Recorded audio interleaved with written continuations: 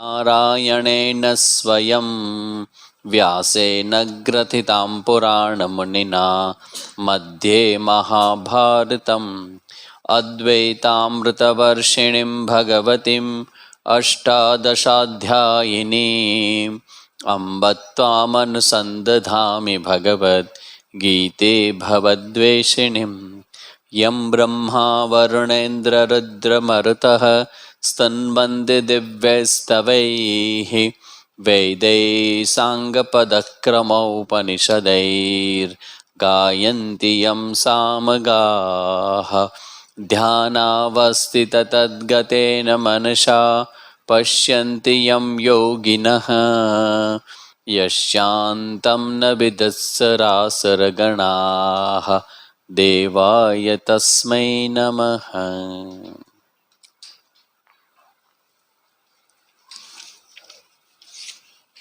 अथ सप्तमोऽध्यायः।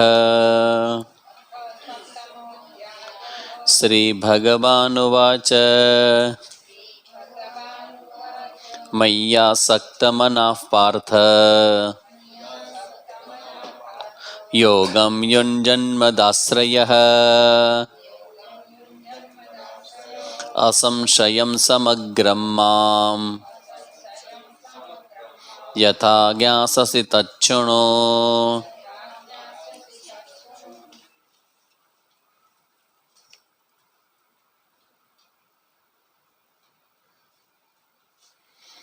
तेरहवां श्लोक।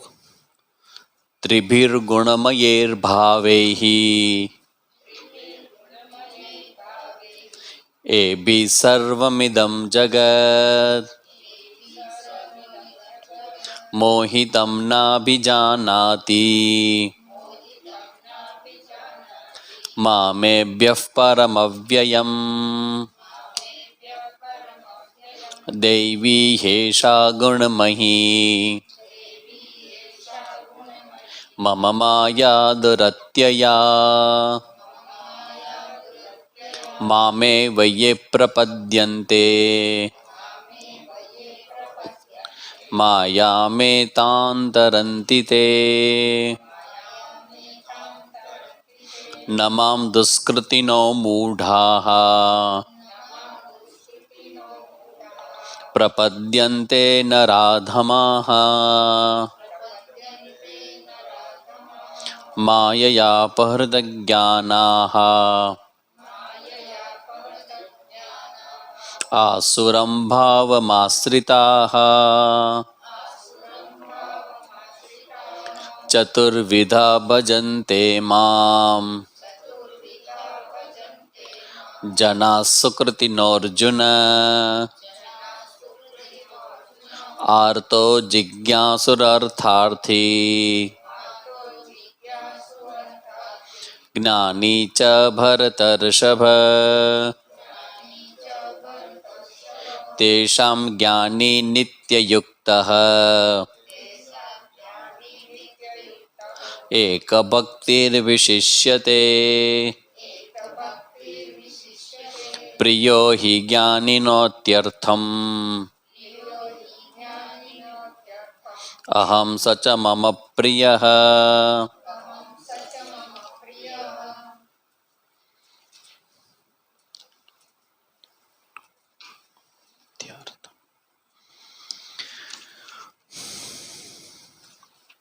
देवी येषि गुणमयी मम माया दुरत्यया मामेव ये प्रपद्यन्ते मायामेतां तरन्ति ते। જેની ચર્ચા આપણે જોઈ. ભગવાન એક વિષયને આપણી સમક્ષ ઉદ્ઘાટિત કરે છે કે અમુક લોકોને ભગવાનમાં ખૂબ શ્રદ્ધા થાય, અમુક લોકોને ભગવાન બહુ ગમે અને અમુકને સાવ ન ગમે. તો ભગવાન તરફની ગતિ જેની થાય છે એ શું કામ થાય છે, અને જેની ગતિ ભગવાન તરફ થતી નથી તે શું કામ થતી નથી, એનો જવાબ ભગવાન પોતે જ આપે છે. ભગવાન તરફ ગતિ ન થવાનું કારણ એ એની માયાનો પ્રભાવ. અને એની માયા કેવી છે? 3 ગુણોથી બનેલી મારી માયા છે. એ that is not an easy job. એને ક્રોસ ઓવર કરવી, એમાંથી બહાર આવવું, એના પ્રભાવમાંથી, અને ભગવાનના દર્શન તરફ આગળ વધવું. ભગવાન કહે છે ઇઝી નથી, કારણ કે મારી માયા છે એટલે. ભગવાનની પોતાની માયા છે એટલે ભગવાને માયા બનાવી છે. એટલે શાસ્ત્ર તરફ, ધ્યાન તરફ, જ્ઞાન તરફ, સત્ય આપણું તરફની પ્રવૃત્તિ છે ને જીવનની, એ બહુ રેર ઘટના છે. મનુષ્ય જેમ સામે જે વાત કરી ને કે ભાઈ અમુક વક્તાઓ એવા હોય કે એનામાં ઘણા બધા શ્રોતાઓ હોય, અમુક વક્તાઓમાં હું તું ને રતન્યો, તો કે આવો ભેદ શું કામ? તો કે આ રેર છે, કારણ કે સત્સંગ હજી લોકોને ગમે, કથા કીર્તન હજી ગમે, પણ ચિંતન છે ને એ બધાને ન ગમે. આ ચિંતનમાં પ્રિયત્વ છે ને એ રેર છે, કારણ કે મુક્તિનો માર્ગ ત્યાંથી નીકળે છે. તો ભગવાન કહે કે ભાઈ આ માયાનો પ્રભાવ એવો છે, એ પ્રભાવ હોવાને કારણે એ શુદ્ધ સત્વ તરફની ગતિ છે ને એ થતી નથી લોકોની. આ તો ભગવાન જેની થાય છે એની કેવી જ થાય છે. અને ભગવાન આગળ જઈને કહેશે કે ભાઈ આ તો જે થતા હોય ને મારા તરફની ગતિ એ તો રેર છે. ભગવાન પોતે જઈને કહેશે કે મારો ભક્ત છે એ દુર્લભ છે, માને પ્રાપ્ત કરેલો મહાત્મા છે એ દુર્લભ છે. તો એ થાય કેવી રીતે? તો કે મામેવ યે પ્રપદ્યન્તે, મને શરણે થાય તો એમાંથી નીકળે એટલે શું થાય? નીકળવાનું ઇન્ડિકેશન શું? સંસારમાંથી નીકળવાનું ઇન્ડિકેશન શું? એક સિક્કાની બે બાજુ. એક તરફ સત્ય, પરમાત્મા, શાસ્ત્ર, એના તરફનું પ્રામાણિક આકર્ષણ ઊભું થાય હૃદયની અંદર, અને સંસાર પ્રત્યેની પ્રવૃત્તિ એ ઢીલી પડી જાય, એની પકડ ગુમાવી દેશે. એટલે અહીંથી શરૂઆત થાય ભગવાનની યાત્રા થવાની. તો ભગવાન કે એવું કેવી રીતે બને? તો કે જ્યારે મારે શરણે થાય તારે શરણે થાવું કિંચિત એવું દી દેખાડ. તો ભગવાનને શરણે થવાની પ્રોસેસ બહુ લાંબી છે. એક ધડાકે ને એક સમયે ને પૂનમના દિવસે રાતના 12 વાગે શરણે થઈ ગયો એમ શરણે ન થવાય. કેટલી વખત દ્વારકા જવાનું થાય ત્યારે દ્વારકાધીશના દર્શન થાય, એમ ન થાય. કેટલી વખત તમે જઈ આવ્યા, કેટલી વખત તમે વૃંદાવન જઈ આવ્યા, પણ ભક્તિભાવ સાથે એ જવું એમાં ફર્ક છે. તો ભગવાન કે આ મારી માયાનો પ્રભાવ એવો બધો છે, પણ જો તમે મને શરણે થશો તો હું ચોક્કસ લખી આપું કે માયામાંથી નીકળી જશો. પણ કેવી રીતે નીકળશો? ભગવાન કહે છે મારી કૃપાથી. આ માયામાં શક્તિ કોણે મૂકી લોકોને બાંધવાની? ભગવાન. તો માયાનો પ્રભાવ ન હોય એવી પણ વ્યવસ્થા ભગવાને કરી. That's also a order. ભગવાને એવો ઓર્ડર કર્યો છે કે અમુક સ્થિતિએ પહોંચ્યા પછી તમારું મન આ આકર્ષણમાંથી મુક્ત થઈ જાય. બીજા માટે અતિ આકર્ષણ હોય અને તમને હસવું આવે કે આમાં કે આવું કંઈ કરાતું હશે. એ જે ચેન્જ આવે ને એ પ્રકૃતિનો ઓર્ડર છે. અને એ જન્મો જન્મ પછી આવે કે માણસને સંસારમાં સંપત્તિ બનાવવાનું, નામ કમાવાનું, પછી આ જન્મ પછીનો જન્મ થાય એના માટેનું પુણ્ય આમાં તો ભલભલ આવી જાય. પુણ્યનો પુરુષાર્થ. પુણ્ય એટલે શું કે તમે બધા પુણ્ય ભેગા કરો, અને ભેગા કરો શું થશે? તો કે તમારી નેક્સ્ટ યાત્રામાં તમને કામ આવશે. તો આ બધું જ થાય ને ત્યાં સુધી સંસાર ચાલુ જ છે. હજી સંસાર ચાલુ છે, કારણ કે તમને હજી વધારે અનુકૂળતાઓ જોઈએ છે, તમને વધારે ભોગ જોઈએ છે. આ આસક્તિ એટલે શું? ભોગ. હજી વધારે સુખ જોઈએ છે. સુખ મળ્યું છે એ કન્ટિન્યુ કરવું છે હજી. મતલબ આ બધામાં એક જ વિચાર છે કે વૈરાગ્યની કમી છે, વૈરાગ્ય નથી. That's all. આ ભગવાનનો જે શબ્દ છે ને કે મામેવ્ય પ્રપદ્યંતે, પૂજ્ય સ્વામીજી કે 13મા અધ્યાયમાં ઘણા બધા વેલ્યુઝ જેને પ્રાપ્ત કરેલી લક્ષણો ભગવાન આપ્યો છે. અમા નિત્યમદમ ભિત્તમ અહિંસા ક્ષાંતિરાર્જવમ આચાર્યોપાસનમ શૌચમ સ્થૈર્યમાત્મ વિનિગ્રહ.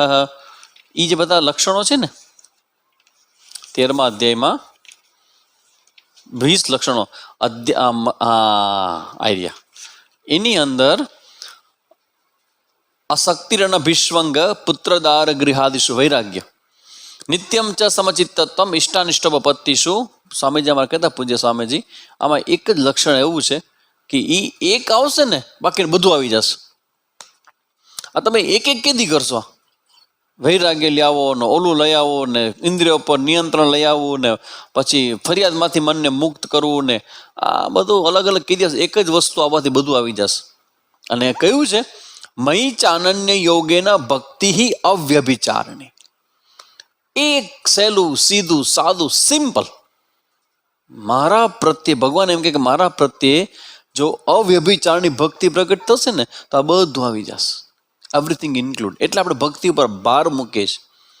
ભગવાનની ભક્તિ આ ભગવદ્ ગીતાનો રસ્તો છે કે ભગવાન સંસારમાં આપણે સપડાઈ છીએ એના કારણો બતાવે છે અને એના ઉપાય પણ બતાવે છે. એટલે ભગવાન કે આ શરણાગતિ છે ને, મારી શરણાગતિ, ભગવાન કહે છે મારી શરણાગતિ એ હશે તો આ માયા કાંઈ નહીં કરે.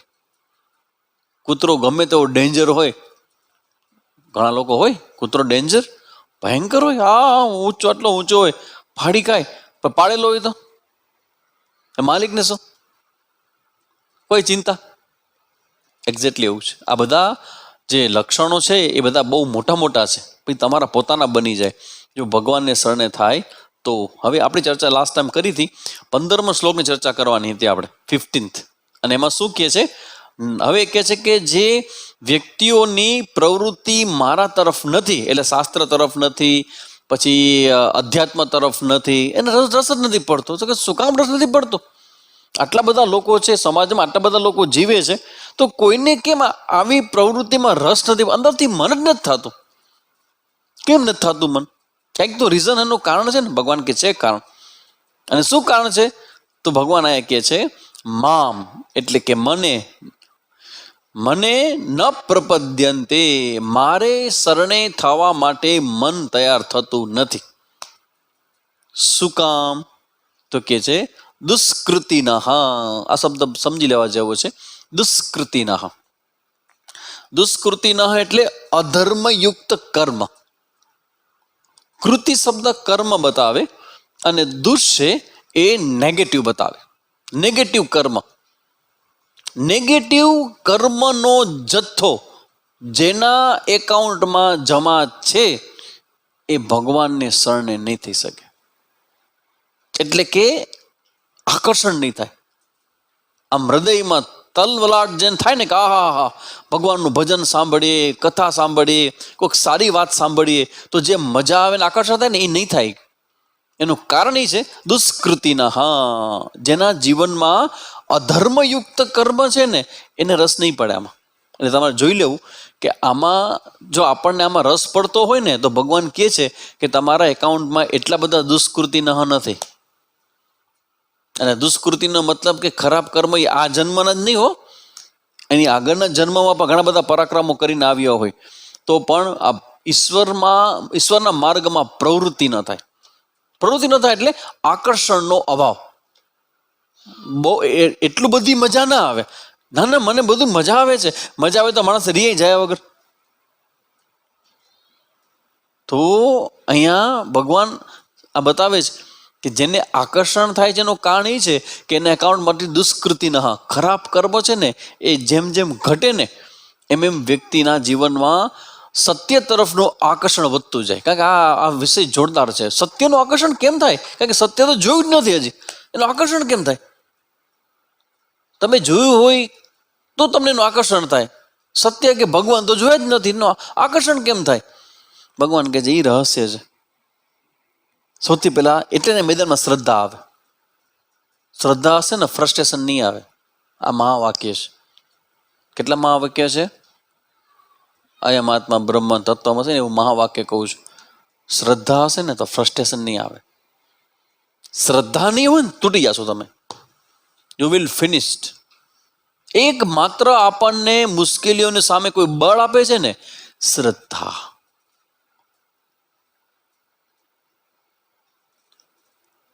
નૈયા ઝુકાવી મેં તો જોજે ડૂબી જાય ના, ઝાંખો ઝાંખો દીવો મારો જોજે રે બુજ. આ ઝાંખો દીવો એટલે શ્રદ્ધા. અને ભગવાનનું જે વાક્ય છે ને આઈ થિંક આવી ગયું, હવે આવશે, આવી ગયું ને. શ્રદ્ધાવાન લભતે જ્ઞાનમ તત્પર સંયતેન્દ્રિય. શ્રદ્ધાવાન, આ શ્રદ્ધા શબ્દ છે ને એ જ્ઞાનની પ્રક્રિયામાં, ભગવાન તરફની પ્રક્રિયામાં બેઝ છે, વેદાંત માટે પણ અને શરણાગતિ માટે પણ શ્રદ્ધા. આ શ્રદ્ધા કરવાનું સામર્થ્ય એ રેર ઘટના છે, એ બધા જ હૃદયોમાં ઘટિત નથી થતી. શ્રદ્ધા કરવાનું સામર્થ્ય, કેપેસિટી, સારું જ થશે, જે થશે એ સારું જ થશે. પણ મને કઈ લાગતું નથી. હે તને લાગે એવું થાય એમ? મને એમ છે કે ના બધું બગડી ગયું. બગડી ગયું?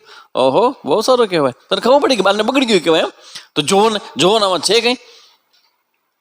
ક્યાં સોચા થા ક્યાં હો ગયા. લાગે એવું. વર્ષો પછી તો ખબર પડશે કે તમને જે લાગે છે ને માયા છે. શ્રદ્ધા શું છે ખબર છે? શ્રદ્ધા એવું છે કે મને શું લાગે છે એ નહીં, પણ જે થશે એ સારું થશે. આ શ્રદ્ધા છે ને એ બહુ મોટી વસ્તુ છે, અને એ બધા પાસે નથી હોતી કેપેસિટી. કારણ કે માણસ ટ્રાય કરે, પ્રયત્ન કરે, કોકના કહેવાથી, કોઈક મિત્રના કહેવાથી, કોઈક સારો સંઘ હોવાના કારણથી શરૂઆત કરે આ માર્ગે હાલવાની, પણ એ લાંબુ હાલી ન શકે. શું કામ? શ્રદ્ધાનો પાછળનો એનું એકાઉન્ટમાં એ બેલેન્સ નથી શ્રદ્ધાને. કારણ કે કસોટી તો થાય, પ્રશ્ન તો આવે, સમસ્યાઓ તો આવે. તો જે શ્રદ્ધાનો તમારો બેકગ્રાઉન્ડ નહીં હોય ને, માણસને અટકી જશે, હારી જશે. આ શ્રદ્ધા છે ને, એટલે ભગવાન આયા કે જેના એકાઉન્ટમાં દુષ્કૃતિ ના હોય ને, એની પાસે શ્રદ્ધાની કેપેસિટી ના હોય. જેટલો માણસ જોરાવર લાગે ને બહારથી, અંદરથી એટલો જ ફોફો હોય. શ્રદ્ધા નથી. જરા કે સિંહ હોય, સિંહ આ મોટી મોટી મૂછું હોય, સાહેબ જાઓ દે, સાહેબ જાઓ દે, બીજી વાર નહીં કર, બીજી વાર બકરી જેવો થઈ જાય, અંદરથી પોલા. તો ભગવાન કહે છે કે જે લોકોના એકાઉન્ટમાં એટલે આપણે સમજવું, આપણી જાતને બચાવવી હોય ને, સત્ય તરફ લઈ જવી હોય ને, તો દુષ્કૃતિથી બચો, ખોટા કર્મથી બચો. ખોટા કર્મને કારણે એક ટેમ્પરરી આનંદ મળે, ક્ષણિક આનંદ મળે, પણ તમારા માઇન્ડની ક્વોલિટીને બદલી નાખે. તમારા માઇન્ડની અંદર એ આકર્ષણને ડાઉન કરી નાખે. આપણે કહીએ ને કે ભગવાન પ્રત્યે મને ભાવ નથી આવતો, ભગવાનનું નામ લો પણ ભગવાનનું મન લાગતું નથી. તો ભગવાન પ્રત્યે કેમ આવો ભાવ નથી આવતો? મન સાંભળું છું, બધું મહાત્માને સાંભળું, કોકને જોઉં, તો મારી અંદર કેમ આવું થતું નથી? એનું એકમાત્ર કારણ છે દુષ્કૃતિના. હા, કોઈને કોઈ એવા સૃષ્ટિ વિરુદ્ધના કર્મનો બેકગ્રાઉન્ડ એ તમને આ સત્ય તરફના આકર્ષણથી દૂર રાખશે. દુષ્કૃતિના. એટલે આપણે અહીંયા છીએ, ભગવાન પ્રત્યે આપણે આકર્ષણ છે, સત્ય તરફનું આકર્ષણ છે, સાંભળવાનું મન થાય છે. એનો મતલબ એમ કે આપણા એકાઉન્ટમાં દુષ્કૃતિના બહુ ઓછા છે, અધરવાઇઝ આ પોસિબલ નથી. દુષ્કૃતિના મૂઢાહા. મૂઢાહા એટલે શું? કે જેની બુદ્ધિ છે એ આવૃત છે, એટલે જોઈ ન શકે. બુદ્ધિ જેની આવૃત છે, મૂઢાહા એટલે એ પરમ સત્યને જરાક પણ જોઈ ન શકે, એટલે આકર્ષણ ન થાય. તો ભગવાન છે એ થાય કેટલી મોટી ઘટના છે કે ભગવાન છે, ગમે તેવો હોય ભગવાન છે હો. તો એ તમે કહો છો સામાન્ય વસ્તુ નથી. તમારી બુદ્ધિ ઘણા બધા અનુભવો, આસપાસનું વાતાવરણ, આ બધાને જોઈને પછી તમે નિર્ણય કરો છો કે ભગવાન છે. તો મૂઢાનો મતલબ એવો થાય કે આવું કન્ક્લુઝન ન કરી શકે ભગવાન છે. આ પથ્થર છે, પથ્થર, શું ભગવાન છે? મતલબ એમ કે એની પાસે એ બુદ્ધિ નથી. તેની બુદ્ધિ કેવી છે? મોહિત થયેલી છે. મોહિત થયેલી શું? જ્યાં જે નથી ત્યાં એને દેખાય. હા, પછી બુદ્ધિ એને યાદ લઈ જાય સંસારમાં. મજા એમાં જ છે કે આ શું ક્લાસ ને આન તેન ચિંતન ને ધ્યાન ને ભજન, શું તમે બધા ટાઈમ વેસ્ટ કરો છો? સવારના પોરમાં શું કરાય? જીમમાં જવાય. જીમમાં શેના માટે જવાય? શરીર ઉતારવા માટે, વજન ઉતારવા માટે. વજન ઉતારવા માટે જીમમાં જવાય. તો ઘરેથી જીમમાં કેવી રીતે જશો? ગાડી લઈને. અને ગાડી પાર્ક કરીને જીમમાં શું કરશો? ત્યાં વોકર પર વોકિંગ કરશો, રનિંગ કરશો. ઘરેથી ગાડી લઈને જાય અને એ મહાપુરુષ નીચે પાર્ક કરે, 100 રૂપિયાનું પેટ્રોલ બાળે, અને પછી જીમ વાળાને બીજા 100 રૂપિયા આપે, ₹200 અને ઉપર પછી એ દોડે અને જો આજ કેટલું ઘટ્યું મારું.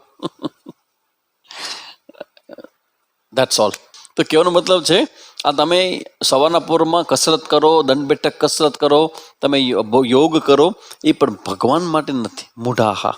કારણ કે અંતે છે ને એ ધર્મ, અર્થ અને કામ એનું pressure, one type of pressure, ધર્મનું પ્રેશર. સારા માણસોની પ્રેશર હોય છે. સારા માણસોને સારી પ્રવૃત્તિનું પ્રેશર હોય છે. અને સારી પ્રવૃત્તિ શેના માટે છે?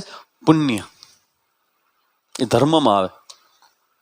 અર્થ અને કામ એનું પ્રેશર હોય, ભેગું કરવાનું.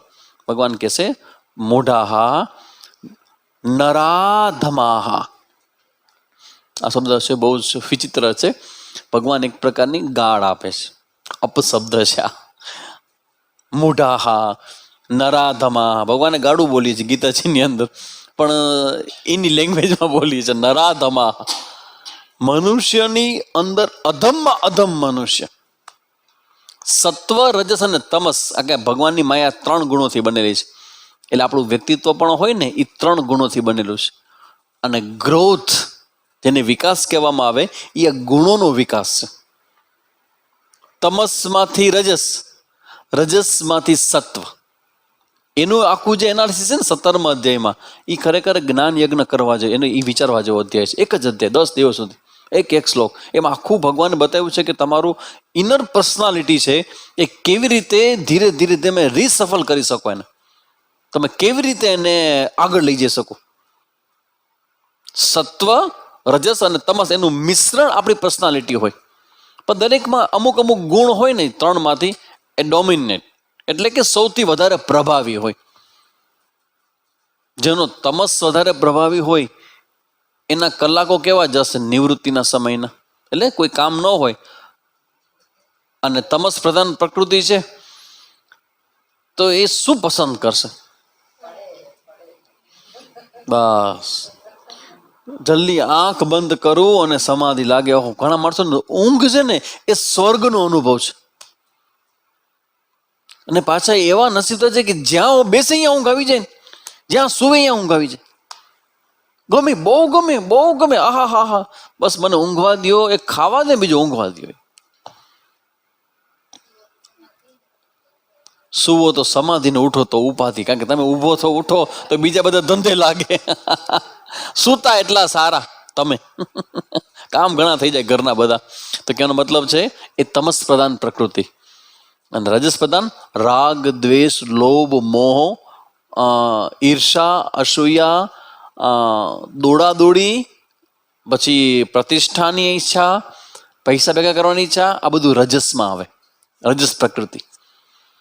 અને સત્વ પ્રકૃતિ ઇઝ અ ડિફરન્ટ. નરાધમા એટલે શું?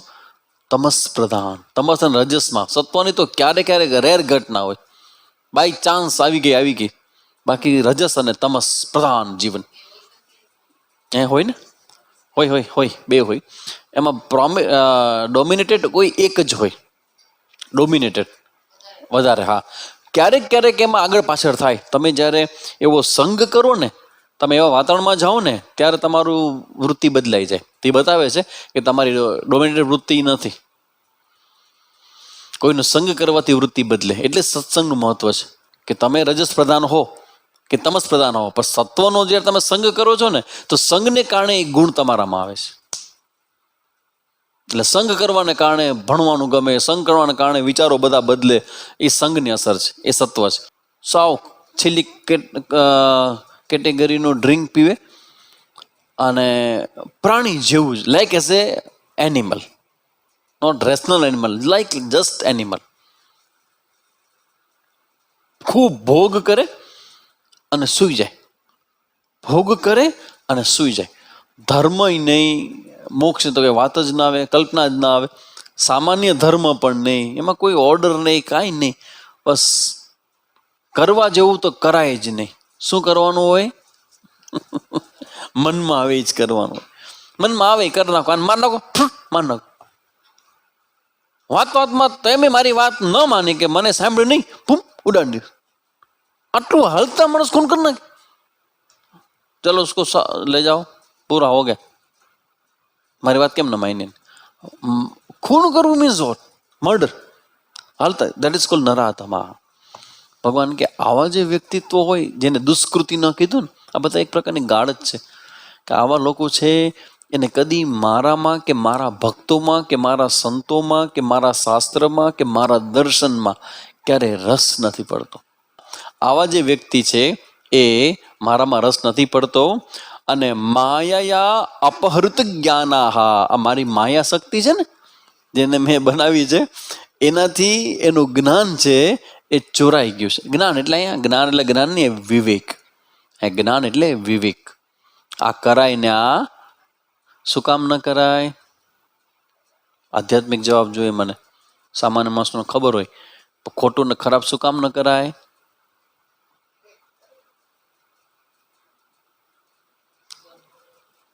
ખોટું ને ખરાબ શું કામ ન કરાય?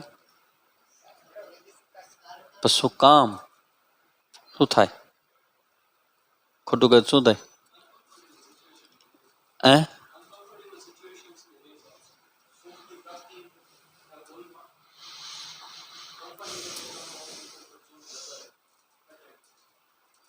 બીજું કઈ નુકસાન?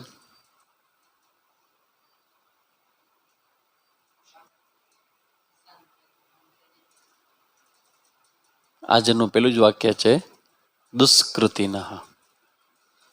ખરાબ કર્મ. શું થાય ખરાબ કર્મથી? સત્ય તરફનું આકર્ષણ નહીં થાય. આકર્ષણ નહીં થાય, પ્રવૃત્તિ નહીં થાય.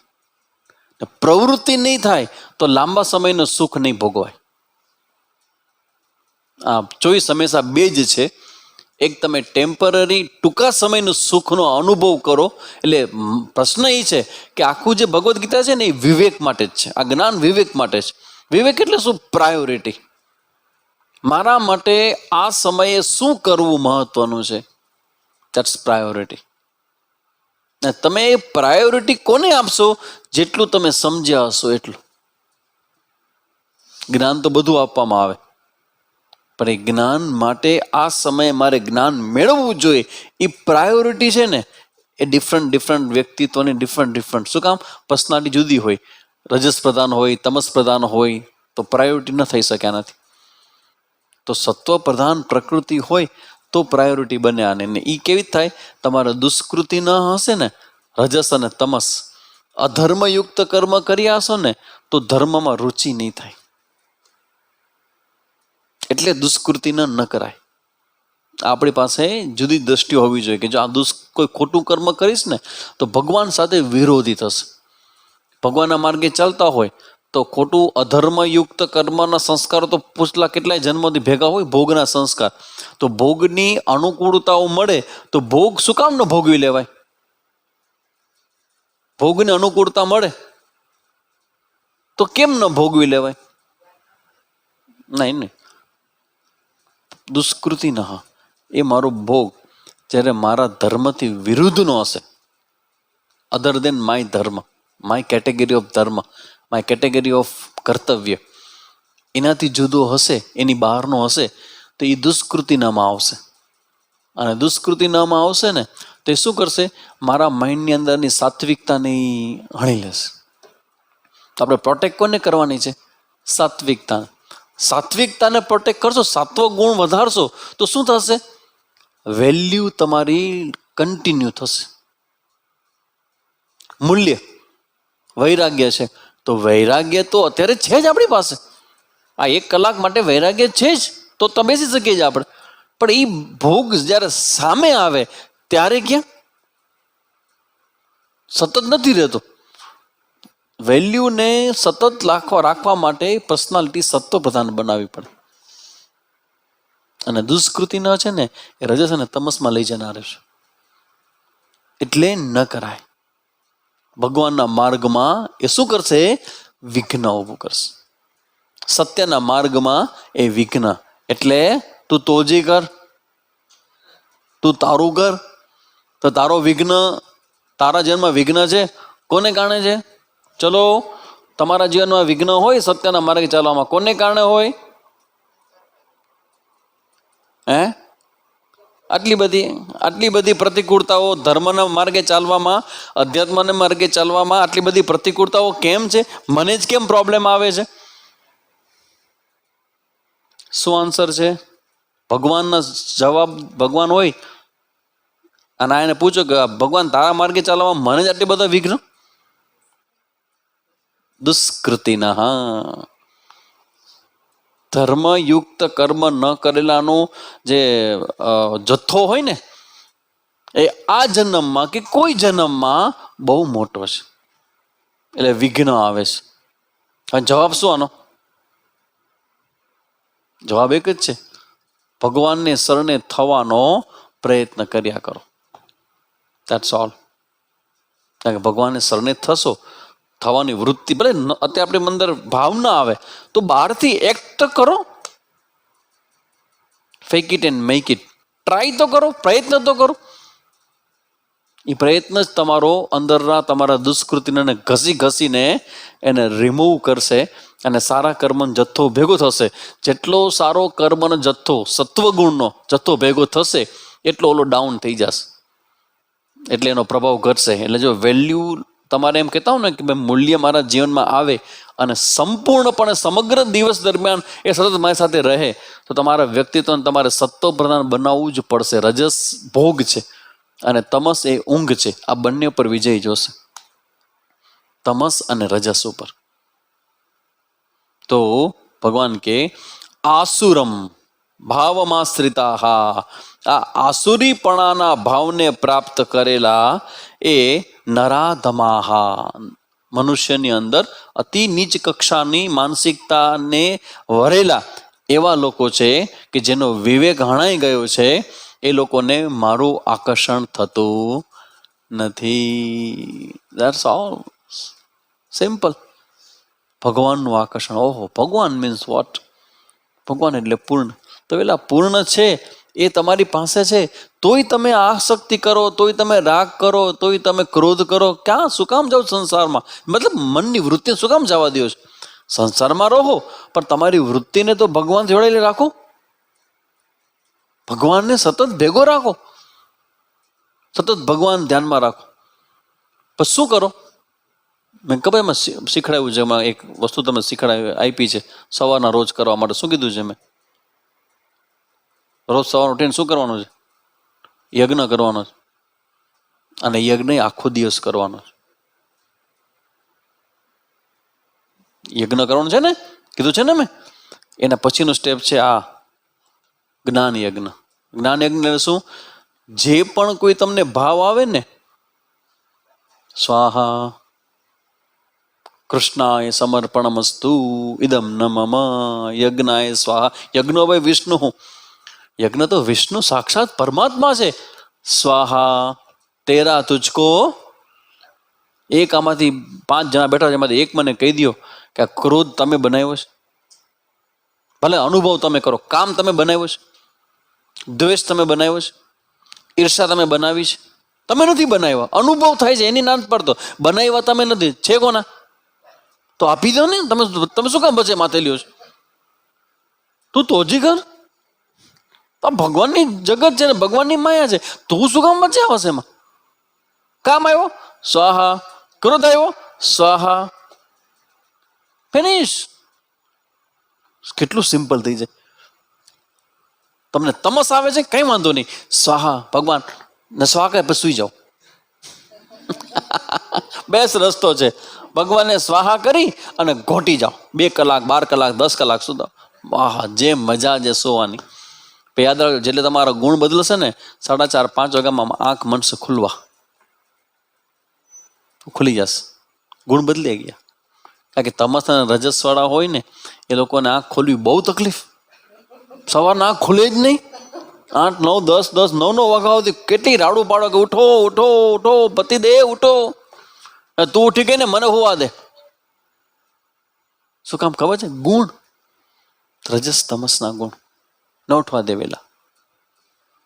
સત્વ પ્રધાન વ્યક્તિ હોય ને એનું લક્ષણ જ છે આ. એનું પહેલું લક્ષણ છે ઊંઘમાં એનું ડિફરન્ટ દિનચર્યા હોય. એ વહેલા જ ઉઠવાના સ્વભાવવાળા હોય, વહેલા જ ઉઠે. કારણ કે સવારના પોરમાં જે વહેલું હોય ને એ સત્વ પ્રધાન હોય અને એ દેખાય કે એ સત્વના અધિકારી છે. જેના તમે અધિકારી હો ને એના તમારો ટ્યુન બહુ જલ્દી થઈ જાય. ટ્યુનઅપ થઈ જાય. તો આ બધું છે એ સમજવા માટે છે. અને ભગવાનને ન ભજન કરનારા પણ સમજી લેવું કે એના બેકગ્રાઉન્ડમાં કોઈક અધર્મયુક્ત કર્મ છે, એટલા માટે તો આપણે અધર્મયુક્ત કર્મથી બચીએ અને વધુ ને વધુ આવા કર્મ કરીએ. અનુષ્ઠાન છે તો અનુષ્ઠાન મૂકવા જ નહીં, કરવા ને કરવા. શું કામ? કારણ કે સત્વ પ્રધાન બનાવશે. નિમિત્ત છે ને, નિમિત્ત આ બધા તમને આમ તો નથી લાગતું કે આ બધું કેવી રીતે બનાવ્યું છે? બધા ઋષિમુનિ અનુષ્ઠાન કરો ને શિવરાત્રિ કરો, રામનવમી કરો, ને તમે જુઓ જેટલા પ્રસંગો આવે બધા પ્રસંગોમાં ધર્મ મંત્ર જપ ને આ ને તે ને કઈ રાજ કરો. એમને એમ નહીં કરો તમે, તમને કંઈક નિમિત્ત જોશે. તો નિમિત્ત છે, અનુષ્ઠાન આવે 13 તારીખ તે કરો, દિલથી કરો, માળા જપ કરો, મંત્ર જપ કરો. શું કરશે? એ કરવાને કારણે તમારો ગુણ ચેન્જ થશે, તમારો રજસ તમસ ઘટશે, સત્વ વધશે. તો એ કરવું જોઈએ. એટલે ભગવાન કહે છે કે આવું જે વ્યક્તિ છે, હવેનો જે શ્લોક છે ભગવાન કહે છે કે મારું જે લોકો મારી પાસે આવનારા છે, કે મને પૂજન અર્ચન કરનારા છે, કે મને પ્રણામ કરનારા છે, કે મને જાણે કે વ્યવહારમાં પસંદ કરતા હોય એવા જે મારા લોકો છે, જેને ભક્ત કહેવામાં આવે છે. આ ભક્ત છે ને એના ભગવાન કહે છે કે 4 પ્રકાર છે. 4 પ્રકાર કેવી રીતે? એની પ્રકૃતિ મુજબ. એની જેવી પ્રકૃતિ છે એવી એની ભક્તિ, જેવી શક્તિ એવી શક્તિ એટલે પ્રકૃતિ. તમે સાત્વિક છો, તમે રાજસિક છો કે તમે તામસિક છો, જે પ્રકારની તમારી માનસિકતા હશે એ પ્રકારની તમારી ભગવાન પ્રત્યેની ભાવના હશે. તો ચતુર્વિધા, વિધા એટલે પ્રકાર, ચતુર એટલે બ્રિલિયન્ટ નહીં, 4 પ્રકારના ભજનતે. ભજનતે એટલે કોણ ભજનતે? કોણ ભજન કરે છે? ભક્તો. 4 પ્રકારના મારા ભક્તો છે કે જે મારું ભજન કરે છે. મામ, મારું, જનાહા, આ 4 પ્રકારના ભક્તો. ભરતર્ષભ, અર્જુન, હે ભરત વંશમાં, ભરત વંશીઓમાં સર્વશ્રેષ્ઠ ભરતર્ષભ, ભરતવંશી. ભરતવંશી એટલે ભારત નામ જે નામ પડ્યું એ ભરત મુનિના વંશમાંથી તમે બધા જન્મેલા છો. એ ભરતવંશી, એમાં સર્વશ્રેષ્ઠ હીરો અર્જુન.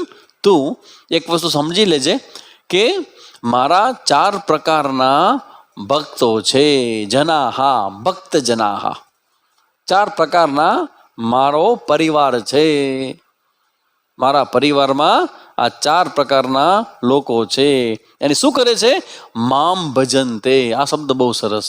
એ 4 મારું ભજન કરે છે. ભજન કરે એટલે શું કરે છે? તો કે મારી પાસે આવે છે. ભજન કરવું એટલે ભગવાન પાસે જવું. તો કે મારી પાસે આવે છે.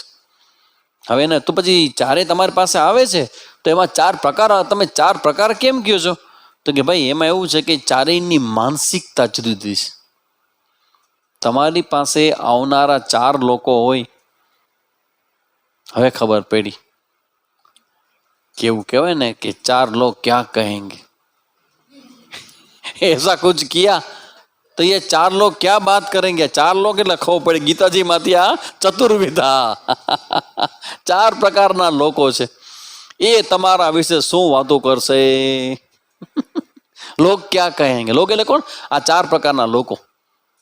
તો કે 4 પ્રકારના ભક્તો શું કામ છે? ભગવાન કહે છે 4ની માનસિકતા મુજબ.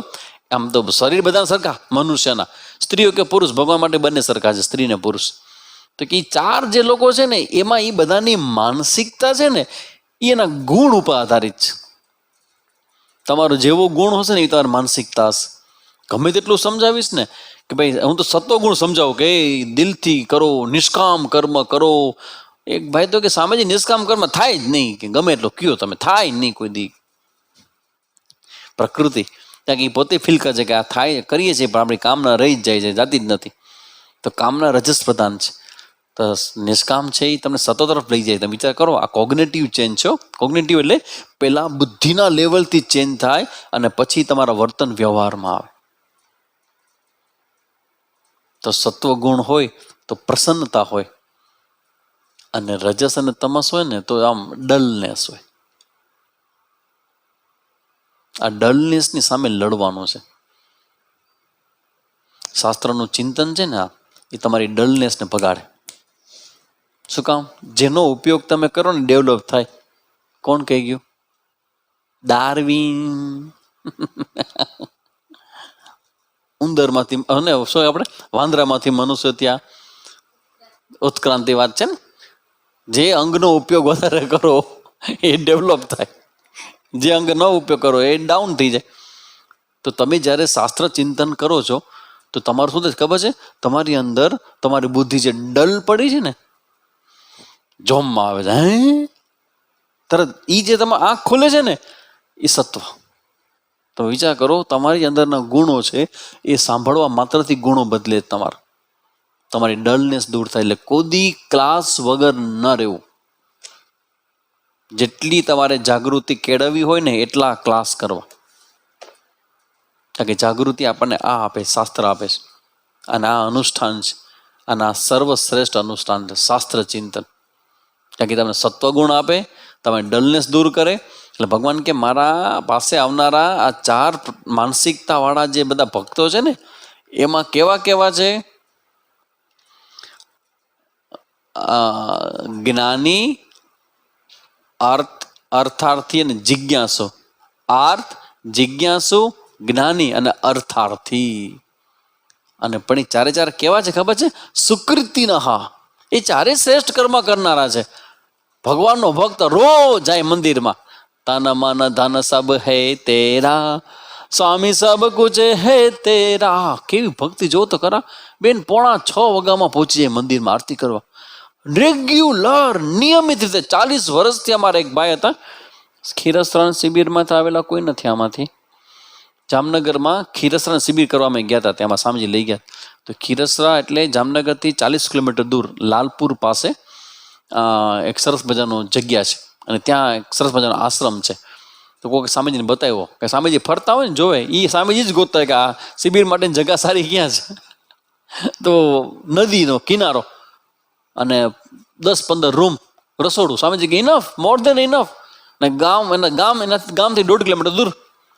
માણસો એમને આવી નહીં કોઈ. સ્વામીજી કે અહીં શિબિર કરીએ. તો એ બધા પહોંચી ગયા. અમે, હું, જાદવજીભાઈ, સવિતાબેન ને નિજે નિષ્ઠાનંદ, ત્યારે નીતાબેન હતા. એ બધા ભેગા થઈને સૌથી પહેલા 2 દિવસ વહેલા અમે તો બધા સ્વામીજીના બધા એના ઘરના સદસ્યો જેવા બધા સ્વામીજી અમારી સાથે 2 દિવસ વહેલા પહોંચી ગયા. આખો આશ્રમ સાફ સફાઈ, બધા ભેગા થઈને કપડાં વપડા બાંધીને ધડાધડ સફાઈ સુફી. હસતા હસતા અમને ખબર ન પડી ક્યારેથી અમારાથી આવા નિષ્કામ કર્મો સહજ થઈ ગયા. એટલે હું જયારે કોકને ભણાવું કે નિષ્કામ કર્મ, એટલે એવો મારી આમ ટગર ટગર જોવે કે એમ કેમ થાય.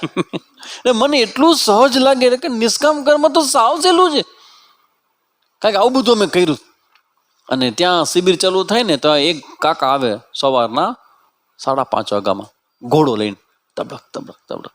દરવાજાનો ચોકીદાર ખોલી દે અને ઘોડી બાંધી ઘોડી ઉપર આવે અને પછી ભગવાનની પૂજા કરે. સ્વામીજી કે હા ગજબ, રોજ એવરીડે 5 વાગે આવી જ જાય. તો સ્વામીજીની સાથે બેઠા. સ્વામીજી 40 વર્ષથી આવું છું.